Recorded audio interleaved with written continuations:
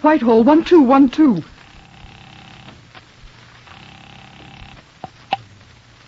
This is Scotland Yard.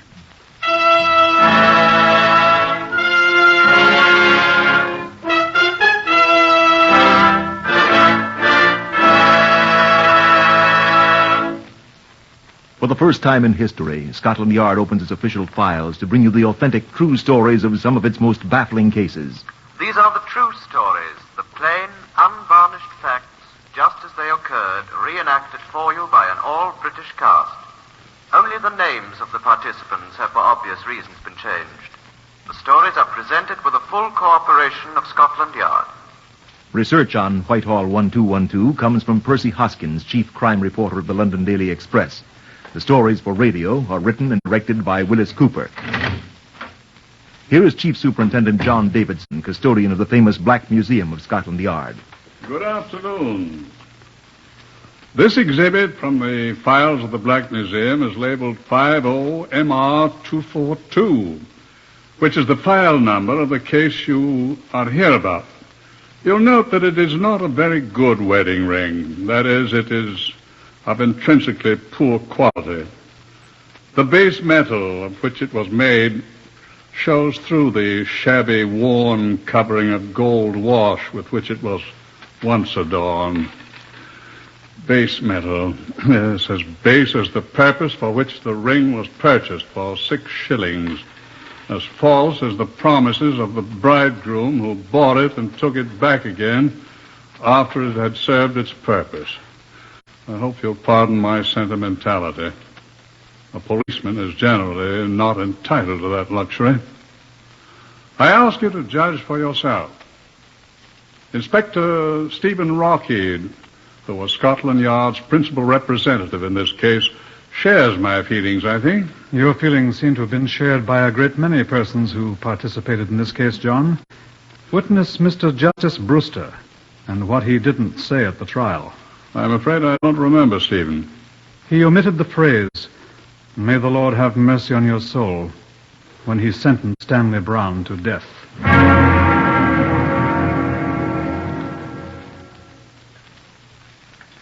50-242 began for me with what, if it happened in a drama for the Wyllis, would be described as an incredible coincidence. A letter had been passed to my desk. It had been addressed to Criminal Investigation Department, New Scotland Yard. A letter from a man named Crittenden, living at Aston Clinton in Buckinghamshire. The CID receives dozens of letters of its type daily, and it is our generally tiresome duty to read them all. Whilst I was glancing over it, a visitor was announced. Before he sat down, he laid a 3-days-old copy of the Morning Telegraph on my desk. You're Inspector Rockheed? Yes? My name's Ramsey, Norman Ramsey, formerly of Blackpool, now resident in Shepherd's Bush. Yes? I've been carrying this paper around for 3 days. Why? This article here, sir. This one? Here. Highgate tragedy. Bride drowns in bath. That's the one. What about it, Mr. Ramsey? Well, I've come here because I was a witness to a very similar case 2 years ago. Where, sir?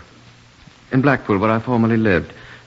A bride drowned in her bath just 2 days after her wedding. What was her name? Brown. I see. Well, Mr. Ramsey, you are to be commended for bringing this to our attention. That was her husband's name, I assume. Stanley Brown was his name. What happened to him, do you remember? Well, I don't know. He went away the day his wife was buried. In rather a hurry, I thought. Are you making an accusation, Mr. Ramsey? I must admit I didn't like the fellow. Are you making an accusation? I am telling you what I know about an extraordinary coincidence, sir. Excuse me. Did you know the wife's maiden name? Oh, I believe it was Crittenden. Crittenden? No, that's right, yes, I'm sure. Alicia Crittenden. Oh, you've heard of the case. Do you remember how the late Mrs. Stanley Brown, the former Alicia Crittenden, was buried, sir? I most certainly do. It was the most shocking thing I'd ever heard of. She was buried in a common grave. With 3 other deceased persons in the cheapest part of the graveyard. How do you know that? Because I have a letter here in this morning's post from her father, relating the same facts you've just told me, and considerably more besides. You speak of a coincidence, Mr. Ramsey. Well, this is amazing. It's more than that, sir. I'm afraid I shall have to ask you a few more questions.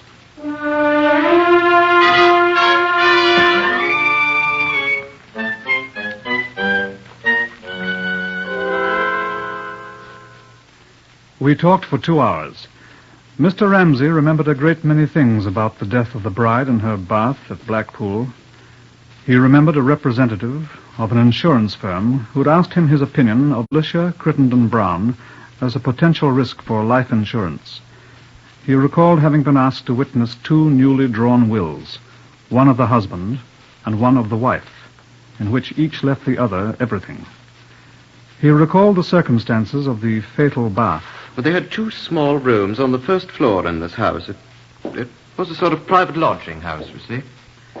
Extremely charming people owned it, Mr. and Mrs. Ralston. I've heard that they've gone to America. Well, I remember the circumstances quite well indeed. The bathroom was just above the kitchen where the rest of us were sitting this particular Saturday night. Do you remember exactly when it was? Early in March, if I remember correctly. She was upstairs. I remember his saying to her, "Now mind, don't get the bath too hot. Remember your seizures." Her what? Seizures. She had epilepsy, I believe.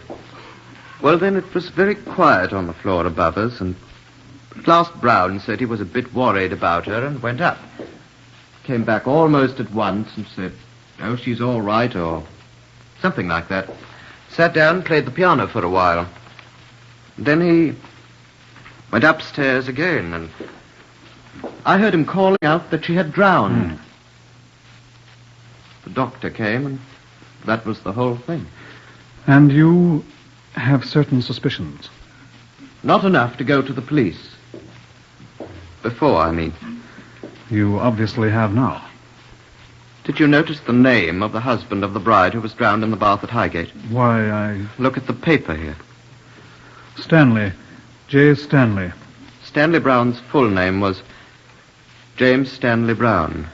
Well, Mr... I'm sure you understand, Inspector, that I realize I may be doing the man a dreadful injustice. He may, so far as I know, be the victim of... Well, coincidence, eh? Well, yes, put it that way, if you like. I shall never forgive myself if I've stirred up suspicion of an innocent man, but... You'd recognize him if you saw him? Of course. Never forget him. Tall, heavy man with a long face like a horse, perfectly bald head, and the most extraordinary eyes I've ever seen.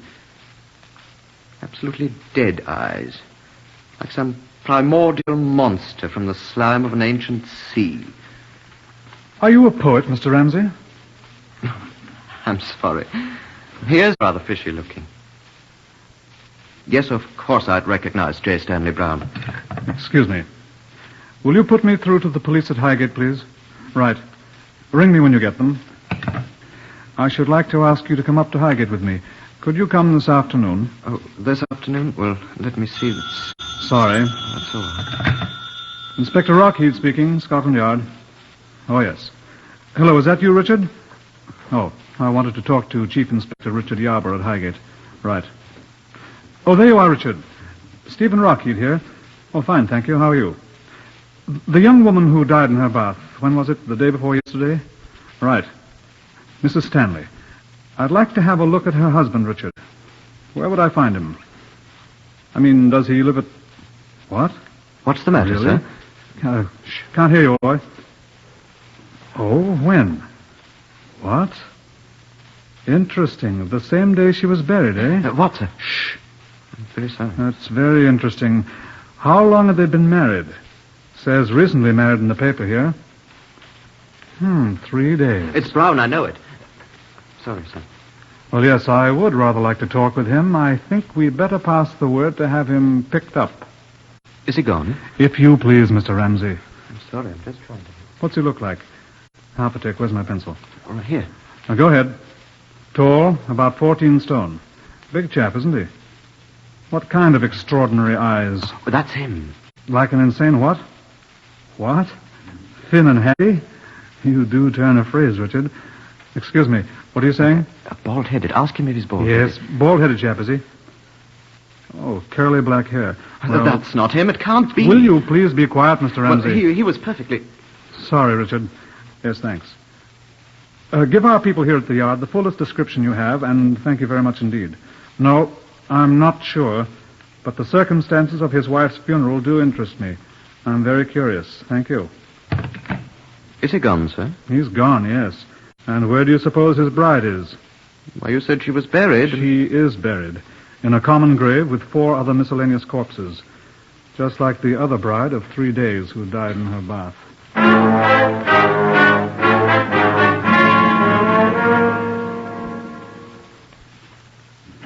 Mr. J. Stanley of Highgate, who bore certain resemblances to Mr. James Stanley Brown of Blackpool, was not to be found. The attending physician at Highgate, who'd signed the death certificate for the drowned bride, told us that she had visited him the afternoon of the fatal bath. He had given her some powders for what she described as a migraine headache, which was sometimes, she said, so severe that she had fainted from the pain. The powders had not been unsealed when the body was found, although the husband had told him that his bride had complained of a nagging headache immediately before her bath. You certified her death, of course, as from natural causes, I asked the doctor. I did, sir. I was convinced at the time, and still am, that a sudden twinge of pain caused her to faint. She slipped down in the bath until her head was under water, and she drowned before aid could reach her. She was naturally alone in the bathroom, sir. Do you recall anything that her husband said at the time, sir? Well, the man was all but prostrated. He kept repeating that if he'd only insisted she take some of the medicine I had given her, she'd still be alive. Would she have been? In effect, I so certified, Inspector. A post-mortem might... I saw no need there, nor do I now of a post-mortem. If I may venture an opinion, I think you're being needlessly officious, sir. I'm sorry, Doctor. Reply by Mr. Francis Harrington, insurance broker of Highgate, to an inquiry by Inspector Rockheed of Scotland Yard. No, I did not pay the amount of the insurance to Mr. J. Stanley. Mrs. Stanley was insured in the amount of £1,000 sterling. Yes, he called me early on the following Monday morning with a copy of the death certificate, but, there are certain formalities, with the Home Office, and I was unable to give him a cheque. Yes, he was very annoyed. No, I did not think it unusual. I found that people are quite unpredictable in matters relating to life insurance. Yes. Yes, he said he would be away for some time. He said he would notify me of his address and I could send the cheque there. He notified me today, and I've already sent him the company's cheque for £1,000 sterling. Yes. I think I can give it to you, yes. It's 8 Rotherhithe Crescent, South End. You're quite welcome, sir. An inquiry at 8 Rotherhithe Crescent, South End, disclosed the fact that this was an accommodation address. Stanley had picked up his check, canceled his arrangements for receiving mail, and gone away from there, leaving no forwarding address. I was having a plate of cold roast beef with John Davidson, the Black Museum man. He was a superintendent then. In the course of our meal, I told him the sequence of events. John finished his roast beef in silence. What do you think, John? I asked. A little too well done for me, I'm afraid. What? I like my roast beef rare. Wasn't that what you were talking about? You know quite well I wasn't, John. Say, pass those pickles if you're not going to eat them, will you? Well? Excellent pickles. Why, if you're asking about the story of the brides in the bath, Stephen... I am. Well, I'm forcefully reminded of a biblical quotation. The wicked flee when no man pursueth. That's Proverbs 28, first verse. We're pursuing this fella. Yeah, but he doesn't know it. As far as he knows, no man is pursuing him. Yes, but he... And he's obviously fleeing. Therefore, he must be wicked. QED. On the face of things, these two deaths are coincidences, John. Oh, it's quite possible. We don't even know it's the same man. Bald-headed men don't suddenly grow curly black hair. Well, sometimes they wear wigs. Yeah, I thought of that. Have to find him to prove it. there any more beer in that jug? Thank you. No, I don't think you're going about finding him in the right way, Stephen. Do you have any suggestion, then? Say, no more of that beer, I suppose. That's a pity.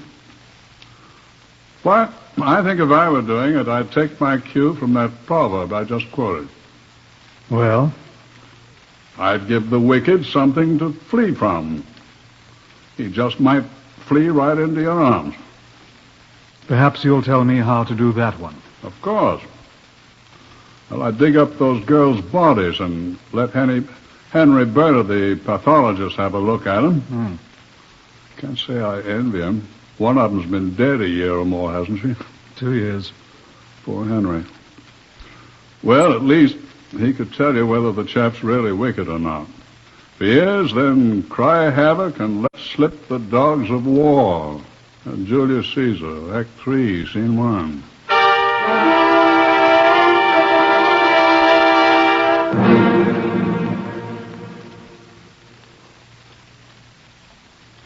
After a series of annoying explanations on my part, I succeeded in obtaining the necessary permission to exhume the bodies of Alicia Crittenden Brown at Blackpool and of the late Mrs. J. Stanley at Highgate. Henry Bernard, the long-suffering pathologist, was assigned to perform the post-mortems on both bodies. Accordingly, he proceeded first to Blackpool in Lancashire for the first of the examinations. I waited impatiently. 2 days later, I received a telephone call from that well-known watering place. It was, of course, Bernard. Henry Bernard here, Rocky. Well, I'm finished. It's, of course, impossible to say at this late date whether the woman was really a sufferer from epilepsy. I told you that before I came up here. What? No, there's no evidence of any organic disease. No, she wasn't poisoned. No, there's no indication whatever of any wound of any kind on the body. Lacking any other evidence, I can assure you there is none. We must accept the fact that she drowned as a result of an epileptic seizure. No, there can be no more to add. Excuse me, there's somebody at the door. I am, however, conferring this evening with the doctor who signed the death certificate. Excuse me, sir. Yes, what do you want? I'm talking on the police station just telephoned you. They waited, but then they said they wouldn't wait any longer. And pleased to give you the message at once, as it is extremely important. Well, spit it out. What do they want? It was Inspector Wogan, sir. He said to tell you that there's a lady complaining to them that her husband is threatening to kill her. Now, look here, Constable. I'm in no mood to be bothered with details that can be handled by... Tell them to do their own work. I'm busy. Of all the... Hello, Bernard. Hello, are you there? Hello. Oh, he's hung up, damn it. Now, look here. Well, they said you'd be most interested when you hear the lady's name, sir. Well, what is her name, then? Mrs. J. Stanley Brown, sir.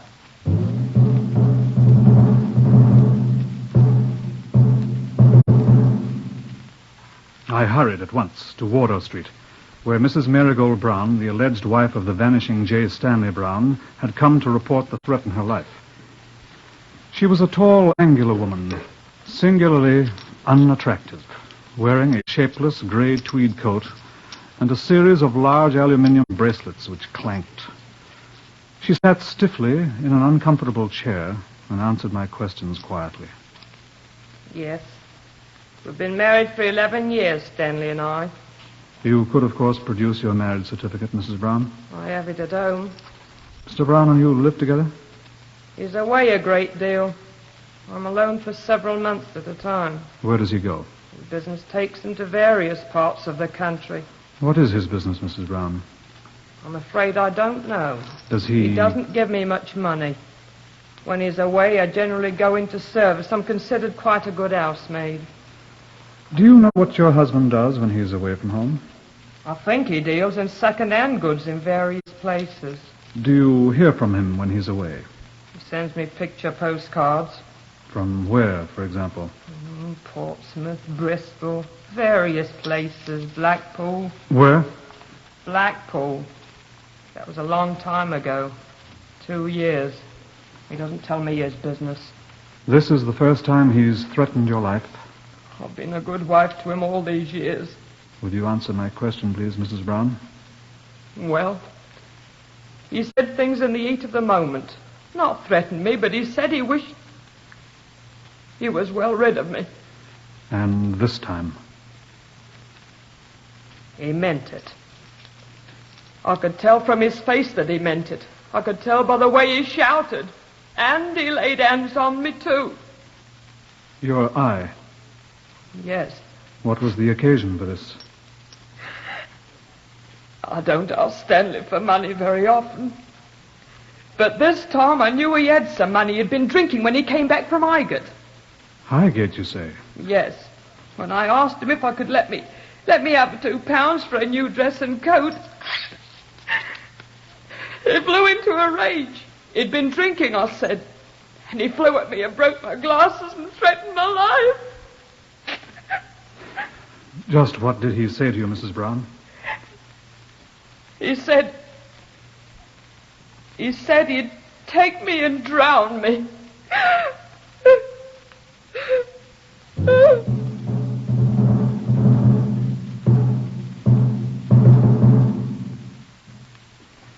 Police stations throughout England were advised that Scotland Yard wanted J. Stanley Brown, not merely for questioning, as we would have had to say before his poor shabby wife made her complaint.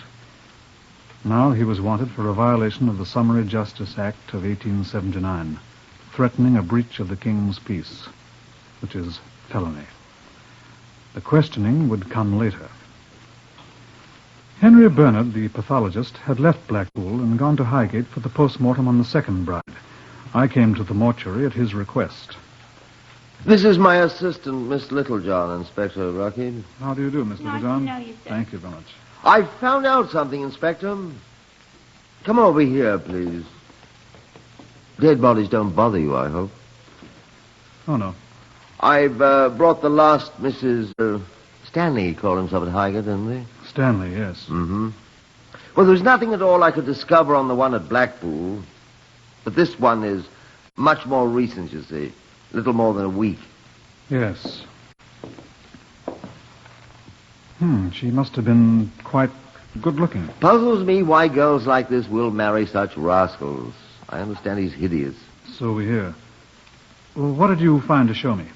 Well, I'll get to it in a second. First, though, the bride at Blackpool. She didn't have any epilepsy.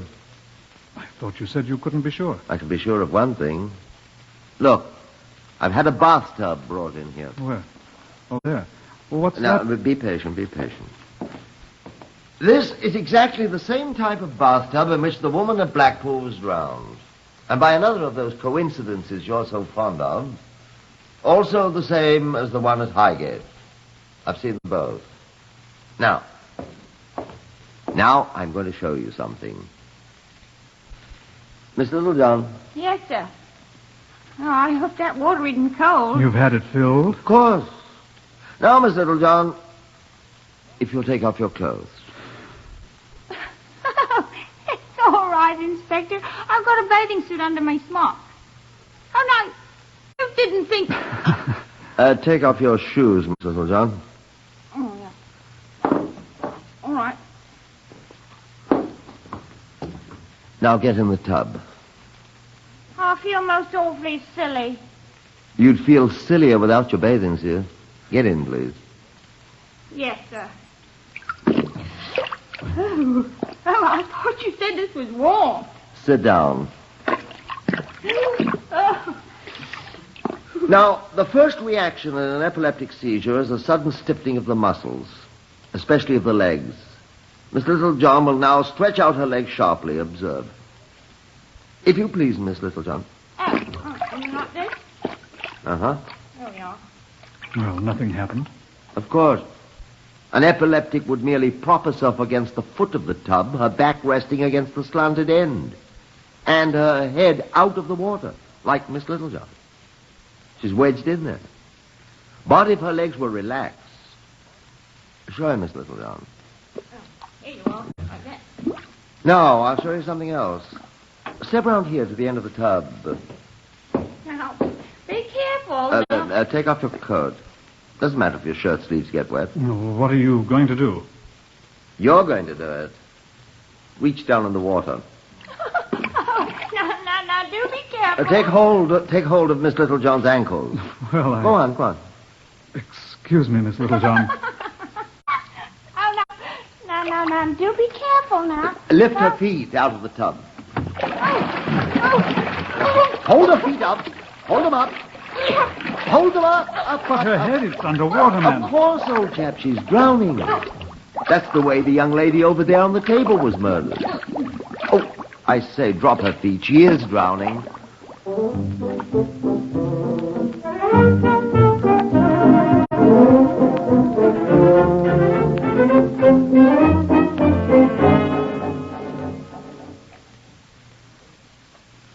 I would not recommend that you try that trick with a friend.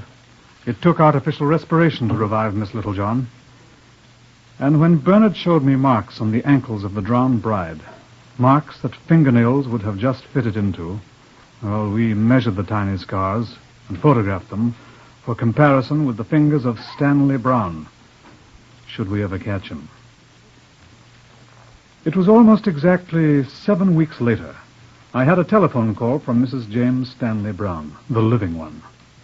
"Please come to my flat at once," she said. "It's of the highest importance." I went there. Mrs. Brown was quite excited. I'm so glad you've come, Inspector. What's happened, Mrs. Brown? Oh, Inspector, I want to withdraw the charge against my husband. Please say I can withdraw it. Why, Mrs. Brown, Please say I may. Oh, please. I'm afraid I'll have to know more about this, Mrs. Brown, before I can answer Oh, that. it's quite simple. We've made up again. You've what? Oh, I know, but, we've decided it was so awfully silly for us to be quarreling, and he's promised. You've seen your husband? Yes, he came back to me. Oh, we've had such a long talk. We're going to start over again, and... Whose idea was this? Why, his, of course. And now I want to cancel a silly charge I laid against him. It wasn't a silly charge, Mrs. Brown. I'm so ashamed of myself. I simply must have you drop these charges. They're only a formality anyhow. Oh, we're going to be so happy. Already he's begun to treat me just like a bride, Inspector. Where is he now, Mrs. Brown? The dear, great boy. Where is he, please? You won't believe it, but he's upstairs right this minute, preparing me an heavenly bath. Just like a bride. She wept bitterly when I arrested him in the bathroom alongside the inviting full tub, stinking of cheap bath salts for this pathetic last bath. Despite the things he'd done to Marigold Brown, her dreams died hard. But they died when she heard the story of the other brides who had had their baths. Henry Bernard proved the points he'd made to me and Miss Littlejohn. In the face of it all, Stanley Brown confessed. On that day, Marigold Brown stopped weeping and believing in this black-hearted man. He was found guilty, of course, and sentenced to death. He was guilty of the death of 3 women. On the day he was hanged at Wandsworth, Marigold Brown committed suicide. I think there's some good advice in what Superintendent John Davidson told me. Give the wicked something to flee from. Sometimes they'll flee right into your arms.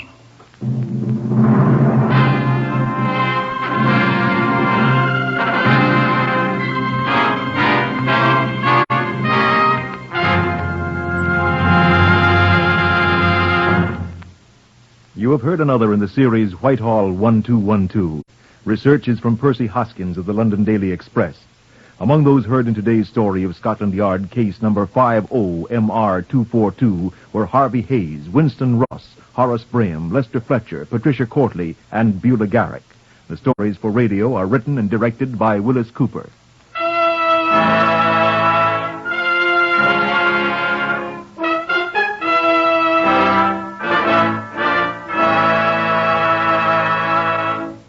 The fight against cancer is your fight. You're personally concerned with this disease, for anyone can develop it. And there is something you can do to protect yourself and your family. First, familiarize yourself with the facts about cancer. Interesting, easy-to-understand literature may be obtained from the local unit of your American Cancer Society. Guard your family and strike back against cancer. Mail a generous contribution to Cancer in care of your local post office. This is NBC, the national broadcasting company.